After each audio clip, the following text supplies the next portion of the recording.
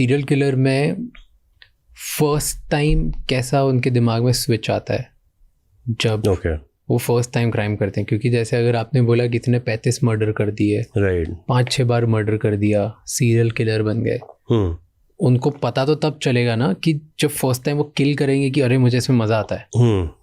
First time का experience तो नहीं है, तो क्या जाता है उनके ब्रेन में कि ये करके देखता हूँ।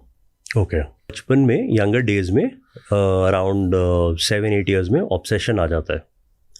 ऑब्सेशन के साथ फैंटेसी चलती है, और फैंटेसी में ये होता है कि अगर मैं ये करूं तो कैसा होगा, और अगर ऐसा करने के बाद सामने वाले का क्या रिस्पॉन्स होगा, और अगर आपने ऐसा किया और उसको करने में आपको एड्रेनलिन रश मिल गया तो आप हर क्राइम के साथ उसको बेटर करना चाहोगे, राइट। इसमें मैं ग्रीन रिवर किलर का एग्जांपल दूंगा। वैसे तो ऑन रिकॉर्ड उन्होंने 40 मर्डर करे, ज़्यादातर सब हाथ से करे, और IQ भी लो था तो भी नहीं पकड़े गए, गैरी रिजवे, और पॉलीग्राफ भी क्लियर कर लिया जिसको लाई डिटेक्टर कहते हैं, क्योंकि फीलिंग ही नहीं थी, कुछ फील ही नहीं कर रहा था, तो आप मेरा स्ट्रेस क्या पकड़ोगे।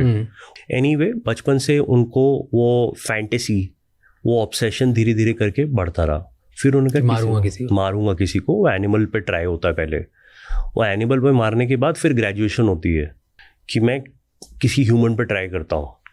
फिर ह्यूमन पे जब आपने ट्राई कर लिया और ह्यूमन को सक्सेसफुली मार दिया, तो अब आपको अपना मेथड इम्प्रूव करना है कि आप गेम को अप करो, और जैसे जैसे आप करोगे उसके बाद ये इसमें फेजेस आते हैं। तो एक पीरियड ऑफ डिप्रेशन आता है इसमें, नॉट क्लिनिकल।